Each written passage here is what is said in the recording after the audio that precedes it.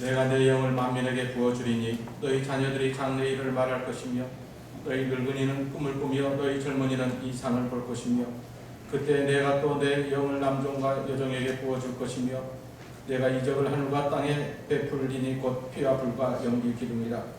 여호와의 크고 두려운 날이 이르기 전에 해가 어두워지고 달이 빛빛같이 변하려니와 누구든지 여호와의 이름을 부르는 자는 구원을 얻으리니 이는 나 여호와의 말대로 시온산과 예루살렘에서 피할 자가 있을 것이며 남은 자 중에 나 여호와의 부름을 받을 자가 있을 것임이니라. 아멘.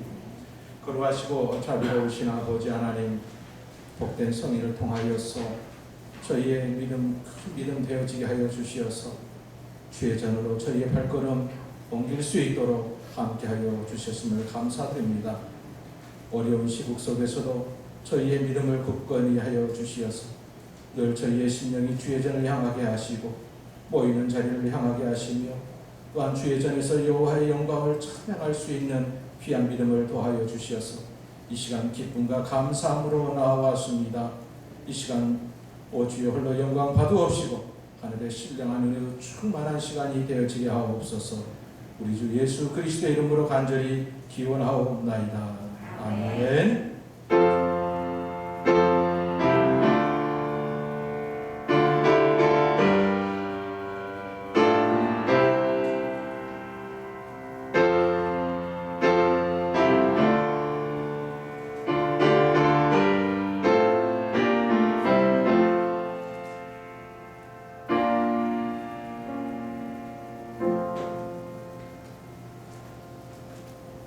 찬송 192장 찬송입니다.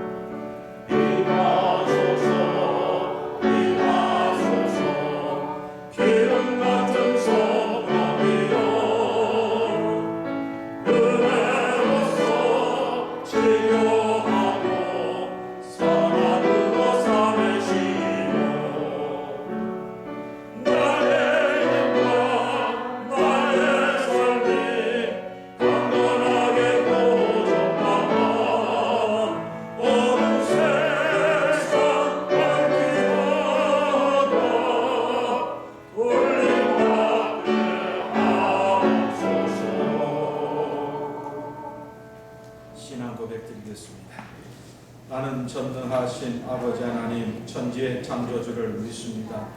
나는 그의 유일하신 아들 우리 주 예수 그리스도를 믿습니다. 그는 성령으로 잉태되어 동정녀 마리아에게서 나시고 본디오 빌라도에게 고난을 받아 십자가에 못 박혀 죽으시고 장사된 지 사흘 만에 죽은 자 가운데서 다시 살아나셨으며 하늘에 오르시어 전능하신 아버지 하나님 우편에 앉아 계시다가 거기로부터 살아있는 자와 죽은 자를 심판하러 오십니다. 나는 성령을 믿으며 거룩한 공교회와 성도의 교제와 죄를 용서받는 것과 몸의 부활과 영생을 믿습니다. 아멘. 성시교독 135번 성령 강림의 말씀. 그의 위에 여호와의 영 곧 지혜와 총명의 영이요 모략과 재능의 영이요 오직 하나님의 성령으로 이것을 우리에게 보이셨으니 내가 아버지께 구하겠으니 그가 또 다른 보혜사를 너희에게 주사 영원토록 너희와 함께 있게 하리니 보혜사 곧 아버지께서 내 이름으로 보내실 성령 그가 너희에게 모든 것을 가르치고 내가 너희에게 말한 모든 것을 생각하게 하시리라. 오직 성령이 너희에게 임하시면 너희가 권능을 받고 예루살렘과 온 유대와 사마리아와 땅끝까지 이르러 내 주님이 되리라 하시니라. 아멘. 찬송 182장 드리겠습니다.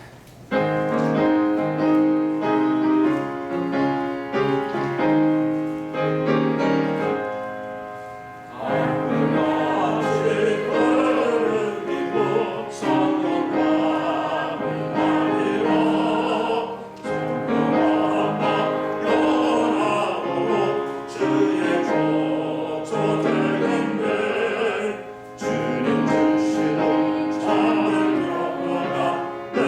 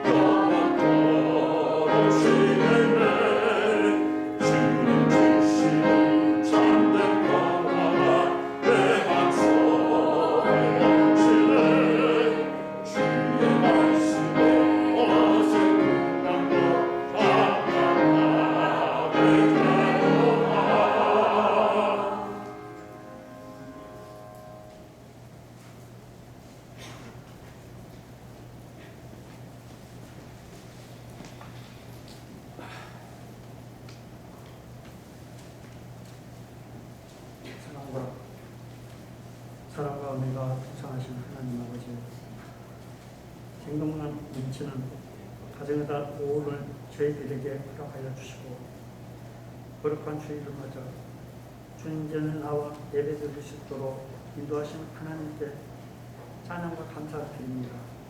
하나님 아버지, 저희들은 세상에 나가 생활하면서 세상의 방법을 앞세워 믿는 자로도 믿음 속에 살지 못하고 세상에 헛된 것들만 추구하며 자신의 기준으로 살아왔던 지난 한 주의 모든 죄를 회개하오니 용서하여 주시옵소서.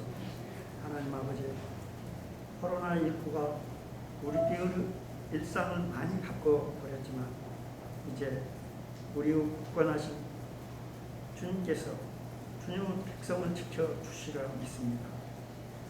마음껏 주님 교회에서 예배를 드릴 수 있게 하여 주시옵고 사회적 거리 두기로 인하여 생업에 적지 않는 시장을 초래하고 있는 현실이 하루빨리 해결되게 하여 주시옵소서. 그리하여 우리가 하나님의 큰 은혜와 사랑으로 예전의 모습으로 다시 일어나게 하여 주시옵소서. 하나님 아버지, 올 가정의 달 모든 가정과 가족들에게 주님의 사랑과 인도하심이 항상 함께하여 주시옵고 모든 가정들마다 말씀과 기도로 새로워지게 하옵소서.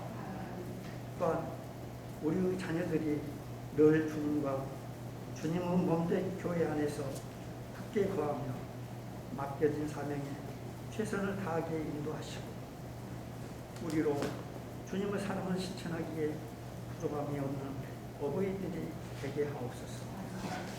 연로하신 부모님을 모시는데 소함이 없는 자녀들이 되게 하옵소서.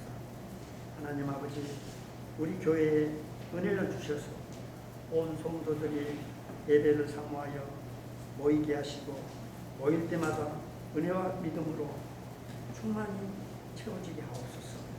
우리 교회가 예수님의 마음으로 가르치고 전파하고 치유하는 공동체가 되게 하옵소서. 화목하고 생동하며 성장하는 교회가 되게 하옵소서.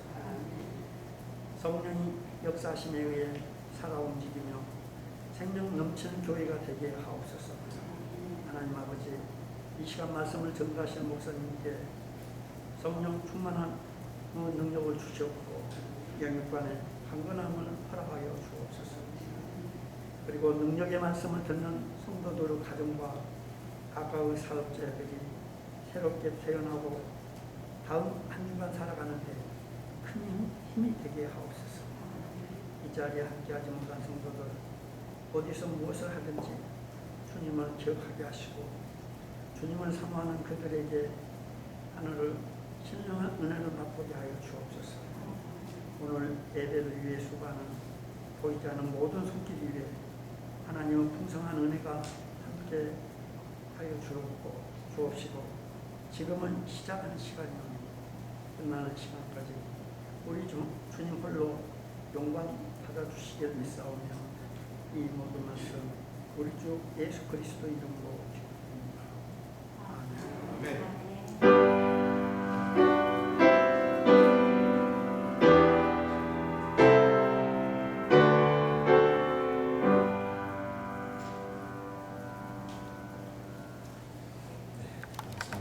이 시간 함께 보실 성경 말씀 사도행전 제2장 1절로 13절까지의 말씀.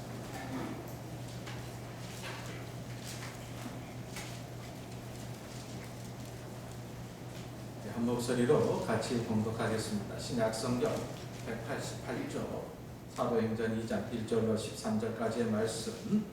오순절날이 예비 이름에 그들이 다 같이 한 곳에 모였더니 호련히 하늘로부터 급하고 강한 바람 같은 소리가 있어 그들이 앉은 온 집에 가득하며 마치 불의 형처럼 갈라지는 것들이 그들에게 보여 각 사람 위에 하나씩 임하여 있더니 그들이 다 성령의 충만함을 받고 성령이 말하게 하심을 따라 다른 언어들로 말하기를 시작하니라. 그때 경건한 유대인들이 천하 각국으로부터 와서 예루살렘에 머물러 있더니 이 소리가 나매 큰 무리가 모여 각각 자기의 방언으로 제자들이 말하는 것을 듣고 소동하여 다 놀라 신기하게 여겨 이르되 보라 이 말하는 사람들이 다 갈릴리 사람이 아니냐 우리가 우리 각 사람이 남고 방언으로 듣게 되는 것이 어찌 됨이냐 우리는 바데인과 메데인과 헬라인과 또 메소포타미아 유대와 갑바도기아 본도와 아시아 부르기아와 밤빌리아 에국가 및 구레네에 가까운 리비아 여러 지방에 사는 사람들과 로마로부터 온 나그네 곧 유대인과 유대교에 들어온 사람들과 그레데인과 아라비아인들이라 우리가 다 우리의 각 언어로 하나님의 큰 일을 말함을 듣는도다 하고 다 놀라며 당황하여 서로 이르되 이 어찌된 일이냐 하며 또 어떤 이들은 조롱하여 이르되 그들이 새 술에 취하였다 하더라. 아멘.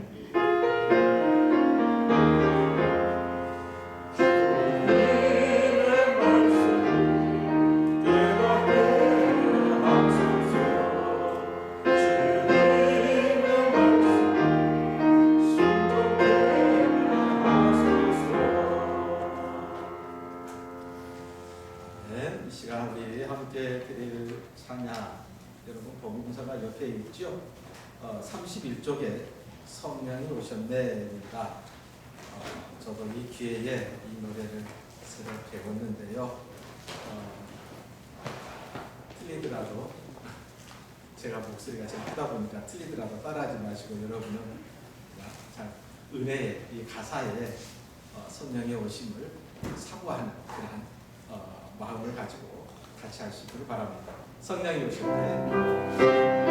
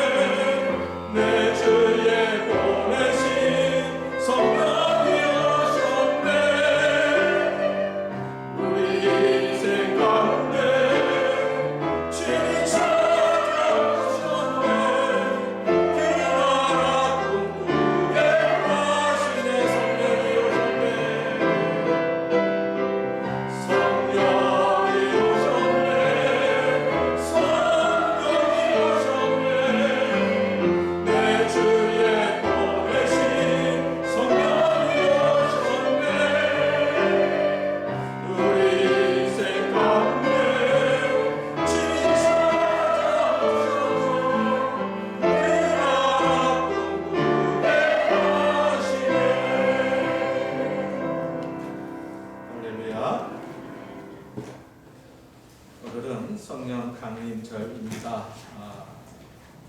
영어로는 펜테코스트 50번째라는 그러한 의미를 가지고 있죠. 유대인의 가장 큰 명절이라 할 수 있는 6월절에서 시작해서 50번째 되는 날입니다. 유대인들은 이때를 오순절이라고 부릅니다. 레위기를 통해서 우리가 보게 되면 이 오순절은 특별히 우리가 77절이라고도 하고 또 더 쉽게 이야기하면 맥추절이라고 합니다. 우연인지 모르지만 이 오순절에 제자들에게 그리고 120명 성도들과 함께 성령의 놀라운 임하심에 은혜를 우리가 보게 됩니다.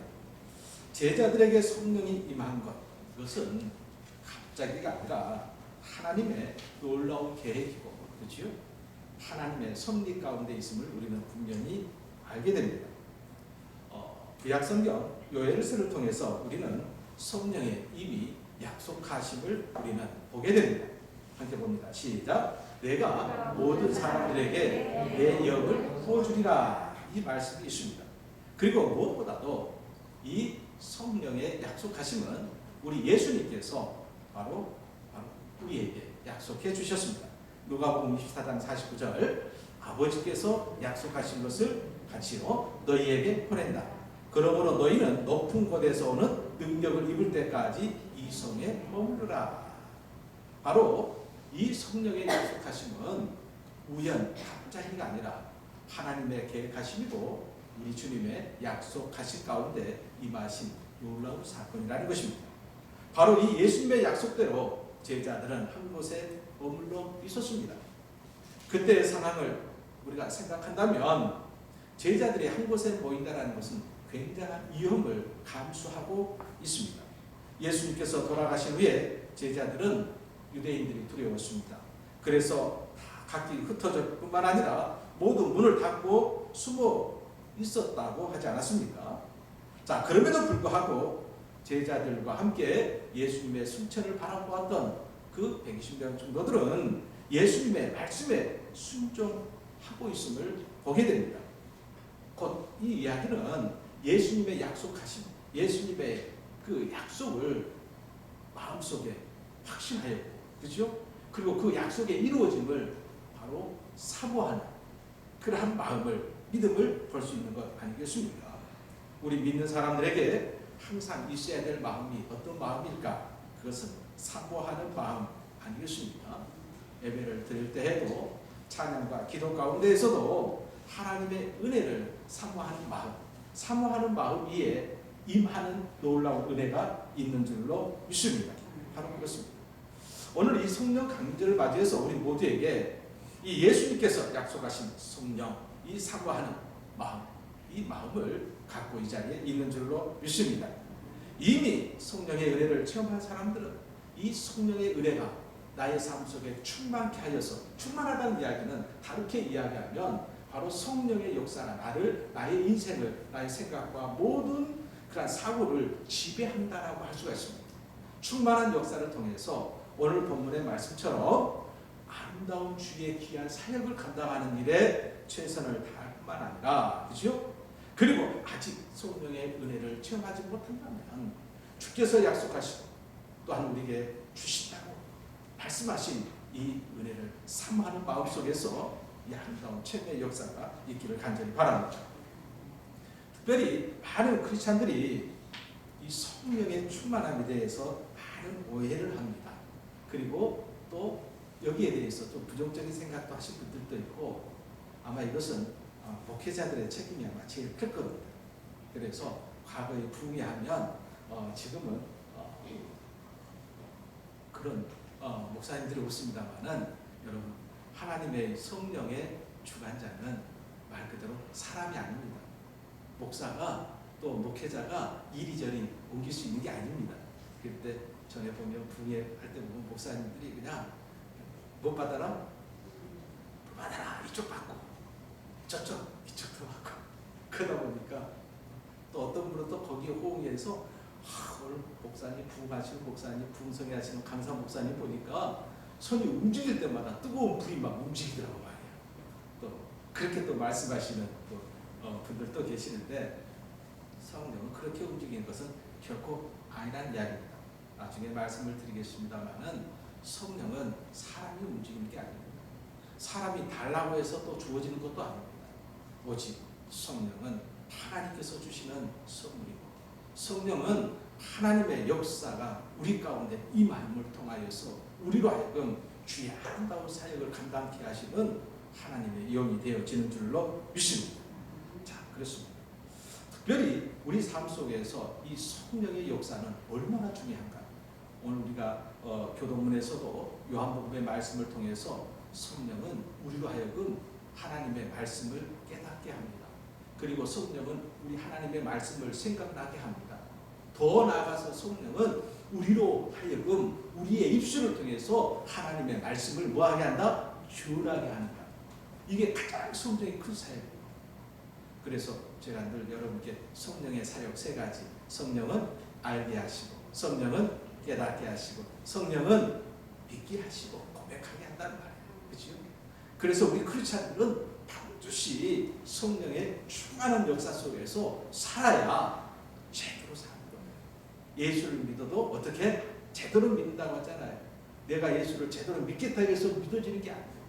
믿음은 의지로 되는 것이 아니라 성령의 충만한 역사 속에서 임한 줄로 믿습니다.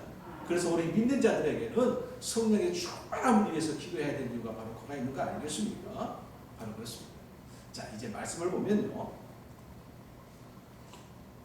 2장 1절 오순절 날이 이미 이름에 저희가 다 같이 한 곳에 모였더니, 자, 직역을 보면 이 직역이라는 것은 신약 성경은 헬라어로 되어 있잖아요. 그래서 헬라어 단어 하나하나를 그대로 제가 이렇게 직역이라고 해가지고 적어놨어요. 그러니까 한번 보겠습니다. 그리고 오순절 날이 완성되려는 때에 모든 자들이 함께 그곳에 있었다. 그랬어요. 자, 오순절이라 하는 것은 말 그대로 50번째라는 의미를 가지고 있는데, 특별히 이 날은 수학의 절기라고 할 수가 있습니다. 그래서 낫을 베어서 첫 열매를 거두어서 하나님께 드리는 그러한 날인데, 그 첫 열매는 우리로 말하면 보리가 되겠죠. 그래서 맥추절이라고 이야기합니다. 중요한 것은 이 오순절 날이 이미 이름에 바로 오늘 이 사도행전에 저자한 누가인데, 이 말씀을 통해서 말 그대로 하나님의 놀라운 역사는 이미 개혁되어 있고, 그 개혁이 이루어지는 것이 오순절 날의 이미 이름에를 통해서 바로 증거하고 있다라고 누가는 분명히 이야기하고 있습니다. 그들이 한 곳에 모였다. 그래서 모였다. 여기에서 모였다라는 것은 예수님의 승천을 바라보았던 120명 성도들이 그 자리에 모였다라는 것은 오순절을 통해서 모였다라는 게 아니에요. 저기에서 한 곳에 모였더니라는 단어를 보면, 단어를 자세히 살펴보니까 미완료 시제를 사용합니다. 이건 뭐냐면 계속 지금 진행되어지고 있는데 앞으로 완성되지 않는, 계속 반복되어서 지금 모이고 있다는 이야기예요. 더 쉽게 이야기를 하면 예수님께서 승천하시고 약속 말씀하셨잖아요. 너희는 한 곳에 머물러서 기다리라고 했잖아요. 그 말씀을 50번째 날에 말 그대로 모인 것이 아니고, 예수님이 승천하신 그 다음 날부터 예수님의 승천을 바라보던 그 성도들은 늘 한 곳에 모여서 기도하기를 끊임없이 반복적으로 했다라는 이야기예요. 아, 그래. 여기에서 우리는 120명 성도들의 사모하는 그 아름다운 믿음을 볼 뿐만 아니라, 말 그대로 주님이 약속하신 예루살렘을 떠나지 아니하고 성령의 임재를 간절히 사모하는, 날마다 그들이 모여서 이 다락방에 모여서 사모하는 마음으로 기도하였다는 것을 누가는 지금 전하고 있다는 이야기예요. 여기에서 우리는 분명하게 오늘 우리는 예수님의 재림을 기다리는 바로 성도들입니다. 그렇다고 했을 때 오늘 우리에게 바로 누가는, 자, 그들이 다 같이 한 곳에 모였더니라는 말씀을 통해서 누가 사도는 우리에게 과연 무엇을 지금 말하고 싶었던 것인가? 바로 초기 교회 성도들은 예수님의 약속을 믿고 성령의 임재를 바라보며 하루도 거르지 아니하고 예수님이 말씀하신 그곳에 모여서 열심히 사모하는 성령의 임재를 사모하는 마음을 가지고 기도했다. 오늘 우리는 어떤 사람들이에요? 예수님의 재림을 기다리는 사람들이잖아요. 그렇다면 예수님의 재림을 기다리는 사람들은 초기 교회의 성도들처럼 어떻게 해요?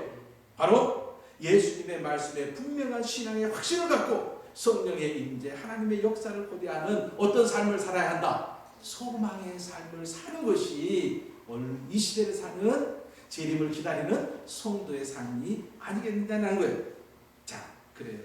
어쩌면 재림하신다는 예수님의 약속을 확신하고 사도 요한의 신앙 고백 마라난타 무슨 말이에요? 주 예수여 오시옵소서. 그 신앙의 고백이 오늘 재림을 기다리는 초기 교회의 성도들과 같은 아름다운 자리가 되어야 할 줄로 믿습니다. 자, 2절에 보니까 호련히 하늘로부터 급하고 강한 바람 소리가 있어 저희 앉는 온 집에 가득하였다. 갑자기 하늘로부터 격렬한 바람이 부는 것 같은 소리가 일어났다. 그리고 그것이 그들의 앉아 있었던 온 집을 가득 채웠다. 여기에서 바람과 같은 소리, 어떻게 보면 하나님의 임재, 하나님의 현현을 나타내는 단어인데요.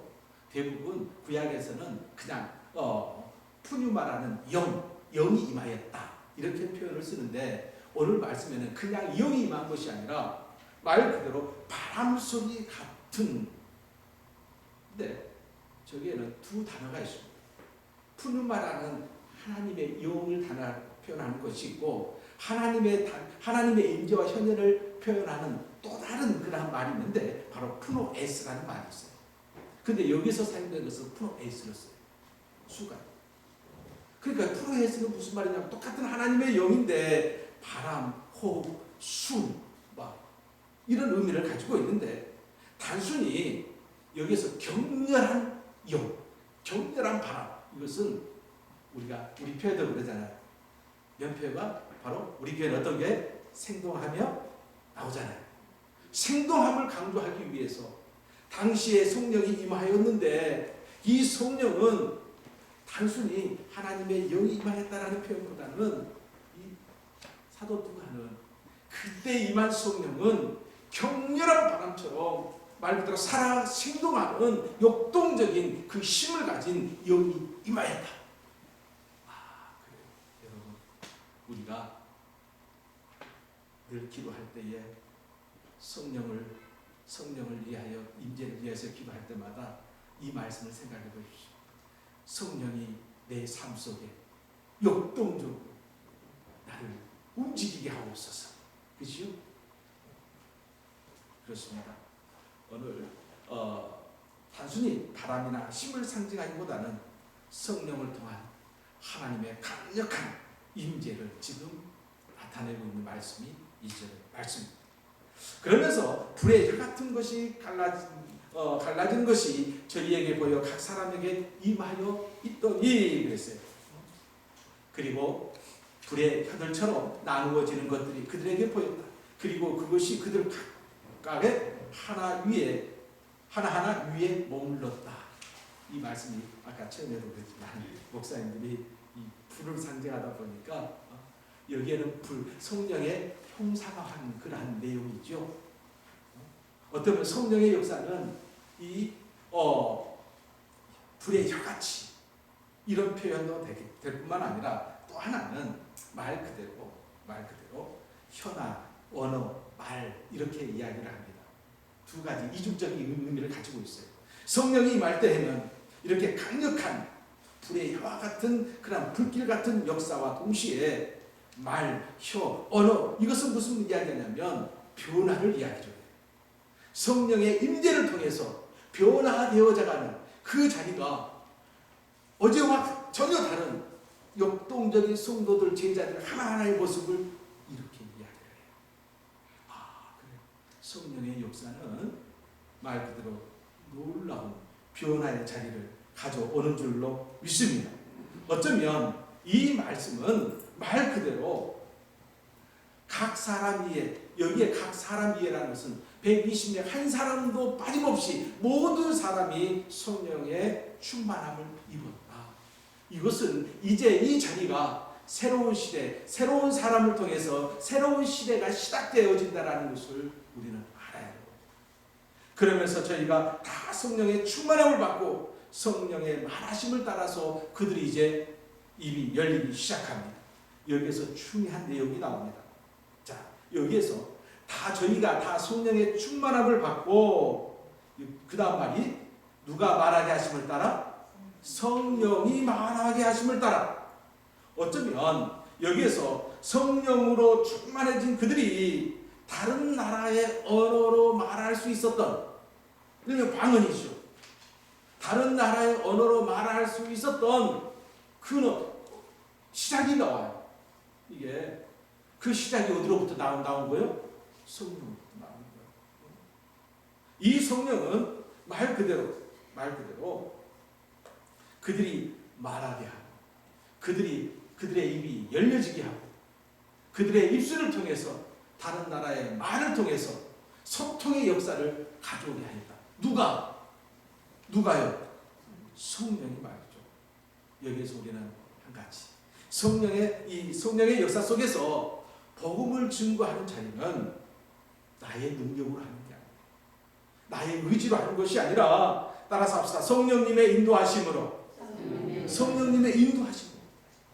요한복음의 말씀처럼 성령은 예수님이 행하신 일을 기억하게 하고, 또한 말하게 하시는 진리의 영이기 때문이며, 그러기에 우리는 그 복음의 자리에 서 있을 때 나로 하여금 아름다운 사역의 장을 허락하여 주신, 그리고 그 사역을 감당케 하신 그 자리 속에서 우리가 늘 기도해야 될 것은, 성령의 하나님께서는 모든 상황과 내 입술까지 주관하고 계신다는 사실을 기억하시기를 바랍니다.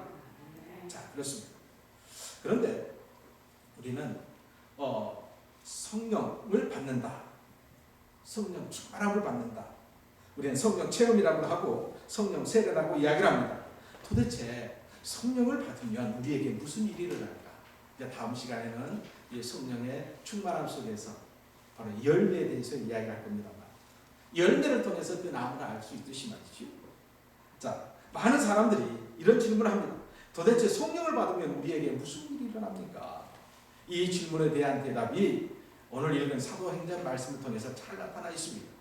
자, 이 성령을 받으면 한마디로 말 그대로 우리의 인간성, 우리의 생활, 우리의 가치관, 우리의 철학이 완전히 변화되어진다는 사실을 여러분 기억하시길 바랍니다.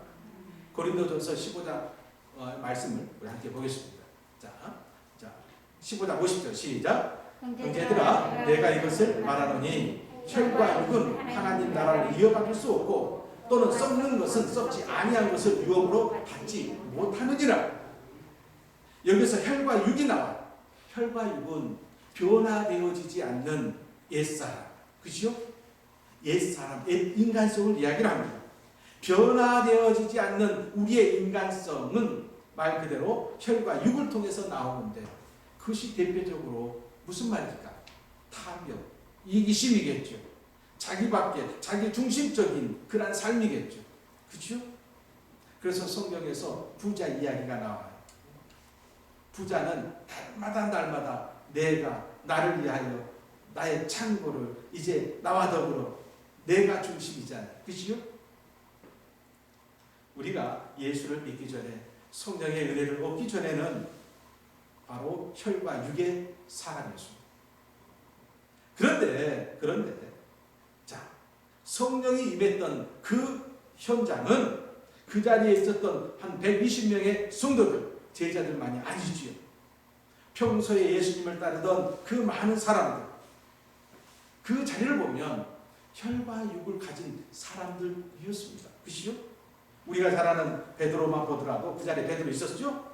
3년 꼬박 예수님을 따랐습니다. 베드로와 우리와 다른 점이 있겠습니까? 베드로를 우리가 어떻게 베드로를 뭐라 할 수 있겠습니까? 3년 열심히 쫓았지만 예수님을 부인하고 예수님을 저주하면서, 그렇죠? 지극히 연약하기 짝이 없는 그러한 베드로, 그런 베드로와 같은 그러한 사람도 지금 그 자리에 있습니다. 그리고 예수님의 동생들도 있었다고 했어요. 여러분, 예수님의 동생들은 어떤 사람들이었습니까? 예수님을 믿었던 사람이요. 요한복음 말씀 보면 뭐라고요? 이는 그 형제들까지도 예수를 믿지 않았다라고 되어 있어요. 이게 어쩌면 예수님을 잘 따랐던 사람들도 있지만 그 안에는 예수님을 부인한 사람들도 있고 예수를 믿지 않았던 사람들이 있습니다. 그런데 그 자리 속에 말 그대로 오늘 2절로 4절 말씀처럼 놀라운 사건이 일어납니다. 갑자기 하늘에서 세찬 바람소리 같은 것이 나더니 사람들이 앉아있던 집안을 가득 채웠습니다. 그리고 혀처럼 생긴 불꽃이 사람들 눈앞에 나타났습니다. 그 불꽃은 여러 갈래로 갈라져 그곳에 모인 한 사람 한 사람 위에 머물렀습니다. 이 사람들은 다 성령으로 충만했습니다. 그리고 성령께서 말하게 하시는 대로 자기들의 언어와 자기 애국어로 다른 애국어로 말하기 시작했습니다. 여기에서 자 무엇으로부터? 하늘에서 세찬 바람, 하늘. 성령의 역사는 연약하고 그지없는, 그죠? 믿음이 없는 그 불신한 그 자리 속에 성령의 역사 속에서 이 성령은 하늘로부터 오는 그 놀라운 역사죠. 여기 말씀 속에서 우리가 한 가지 꼭 기억해야 될 것이 있어요. 영어 성경을 보면 바로 중요한 단어가 나오는데 성령의 역사는 from heaven이라고 나옵니다. 하늘로부터 성령의 역사를, 성령을 받는다는 것은 우리의 힘으로 어떻게 할 수 있는 것이 아니라 전적으로 말 그대로 하나님께서 하시는 일인 줄로 믿습니다. 거기에 놀라운 역사가 일어나는, 그들이 성령께서 말하게 하시는 대로 이제는 그들의 삶의 주관자가 내가 아니라, 그죠? 성령이 주관자가 되어버린 거예요. 이제, 그죠? 연약하기 그지없다는 것은 내가 중심이 때에 연약하기 그지없는 거예요. 불신이라는 것은 내가 중심이기 때문에 불신이 나오는 거예요.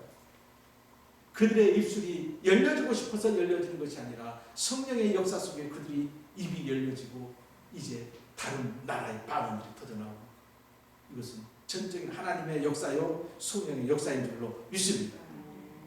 사도행전 8장에 보면 바로 시몬이라는 사람이 나옵니다. 사도들을 지켜보니까 놀라운 기적의 역사를 보게 되죠. 그래서 사도들에게 어떻게 이야기하죠? 그가 나한테 뭐 해라? 팔아라. 팔아라. 내가 뭘 줄 테니까? 돈을 줄 테니까 말이지. 그때 베드로가 저렇게 이야기합니다. 함께 시작. 당신은 하나님의 선물을 돈으로 살 수 있다고 생각했으나 당신은 돈과 함께 망할 것입니다. 당신의 마음이 하나님 앞에서 바르지 못하니 악한 생각을 회개하고 주님께 기도하십시오. 성령을 받는 일이 세상의 일이고 사람의 일이라면 돈 많은 사람들 다 소유할 수 있겠죠. 그러나 성령은 베드로의 말처럼 하나님의 선물이라, 하나님께서 주관하시는 분이다. 하나님께 달린 일이지 우리에게 달린 일이 아니라고 이야기를 합니다. 바로 이러한 놀라운 성령의 역사는 120명 제자들과 그 자리에 마리아와 예수님의 승천을 바라본 베드로의 120명의 성도들의 삶에 완전히 변화돼요. 이 변화는 것은 이제는 주관자가 바뀌어버린 거예요. 나로부터 바로 성령으로 바뀌어버린 거죠. 이 변화의 놀라운 역사를 우리는 보게 되는 것입니다. 특별히 자 성령 충만한 이 무리들, 그들의 삶 속에서 어떤 역사가 일어날까? 먼저는 그들이 밖으로 뛰어나가서 자기들에게 일어난 일들을 담대히 말하기 시작합니다. 곧 뭐가 사라지는 거예요? 방금까지도 유대인들의 두려움과 그리고 유대인들의 그런 덮침의 공포 속에서 문을 닫아야 했던 그 자리에 문을 활짝 열고 그들이 밖에 나가서 지금 되어진 일들을 말하기 시작했다. 뭐가 사라지는 거예요? 두려움이 사라지는 거예요. 공포가 사라지는 거예요. 여러분, 겁과 두려움은 나약한 인간의 모습일 것입니다. 우리 가운데에 겁과 두려움이 없는 사람들이 어디가 있겠습니까? 우리 삶 속에서 겁과 두려움은 우리의 삶 속에 따라다니는 그림자와 똑같습니다. 자, 성령의 역사는 우리 속에 이 겁과 두려움을 이기게 한 줄로 믿습니다. 사도행전 2장 14절 말씀, 유대 사람들 그리고 예루살렘에 사는 모든 주민 여러분, 오늘 우리에게 일어난 이 일을 여러분께 말씀드리겠습니다. 제가 하는 말에 귀를 기울여 주십시오. 다 담대히 말씀을 전하게 됩니다. 성령이 충만한 제자들에게 이제 두려움이란 없습니다. 공포와 그리고 염려와 근심이라는 것은 사라지게 됩니다. 뭐가 지배하니까? 성령이 지배하니까, 하나님의 영이 지배하니까 말이죠. 그리고 성령을 체험한 제자들에게 이제는 분명한 뭐가 생긴더라? 말 그대로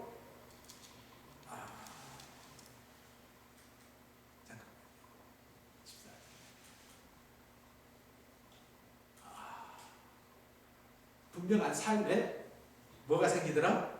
목적을 갖게 되었다. 목적을 갖게 되었다. 여러분, 목적이 없다라는 말은 내가 무엇을 위해 살아야 되는가를 분명히 하지 못하는 것과 같습니다. 우리가 예수님 알기 전 삶의 목적, 사실은 이 자리 속에서도 당신이 사는 목적이 뭐요? 라고 물어보면 분명한 답을 못하시는 분들이 많이 있을 것입니다. 너 왜 사니? 이런 이야기 많이 하잖아요.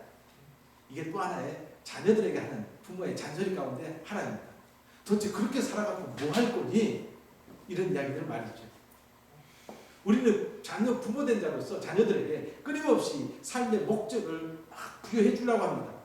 너 그러면 안 돼. 너 그러면 네가 이루려는 꿈을 이룰 수가 없어. 꿈을 이루기 위해서는 목적을 이루기 위해서 열심히 공부해야 돼. 몸이 건강해야 돼. 성실해야 돼. 진실해야 돼. 이야기를 합니다. 제가 오늘 말씀을 통해서 여러분에게 한번 물어보겠습니다. 여러분의 인생의 참 목적이 무엇입니까? 그죠? 우리는 분명하게 세례를 통하여서 이 자리에 있습니다. 그리고 세례를 통해서 우리는 분명한 질문을 받았습니다. 장로님들에게 이런 질문, 사람의 제일 되는 목적이 무엇입니까? 라는 질문을 받았습니다. 이거 질문 못하면 그 다음 질문이 안 넘어갑니다. 왜? 가장 중요한 질문이거든요. 그죠? 사람의 제일 되는 목적이 뭐라고요? 하나님의 영광이라고 답을 했잖아요. 하나님의 영광, 그의 이름을 거룩하게 하는 삶이 사람의 제일 되는 목적이라고 이야기를 했잖아요. 그렇죠?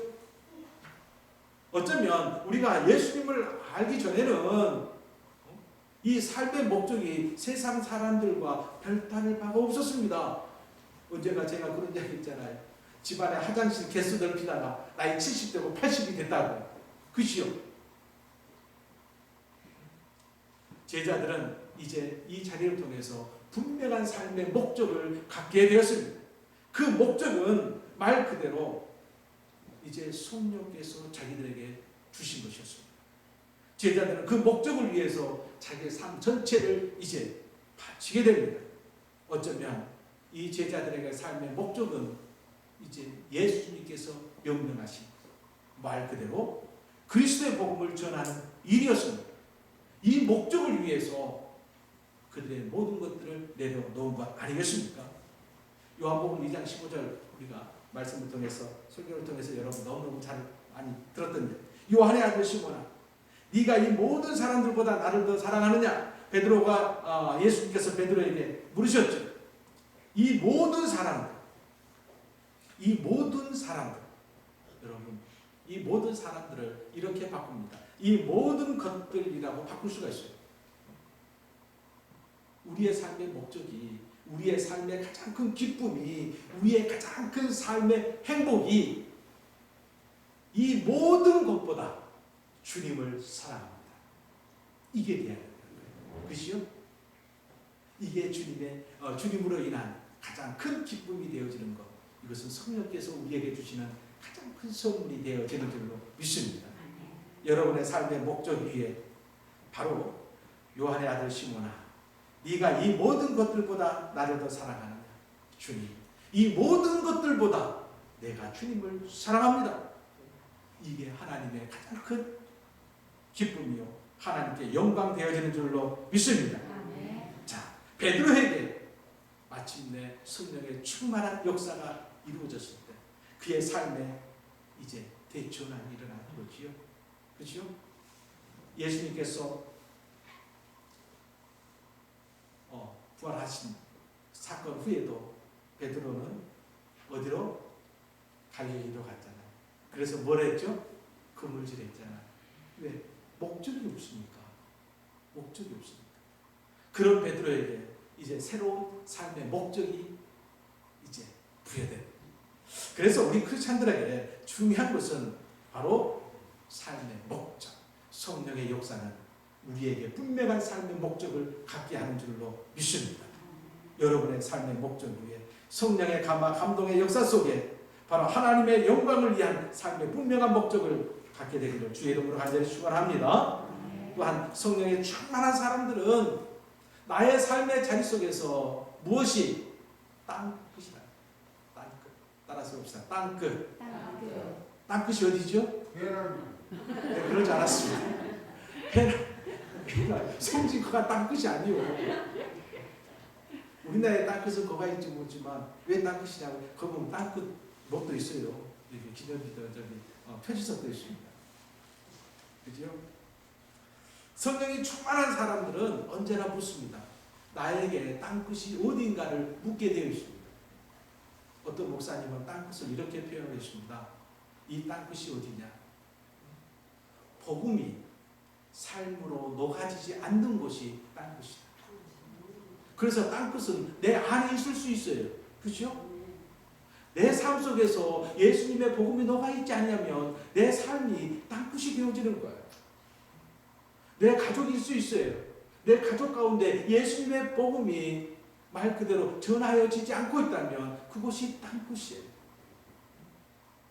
말 그대로 저기 해남이 땅끝이 될 수도 있고 저 아프리카 오지가 땅끝이 될 수가 있어요. 땅끝의 정의는 무엇이냐? 그리스도의 복음이 녹아지지 않는 것이 바로 땅끝이라는 것이었습니다.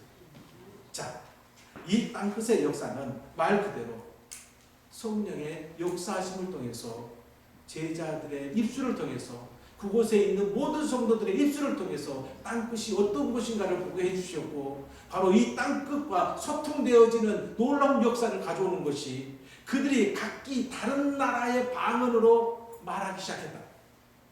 다른 나라에 제가 말씀을 준비하면서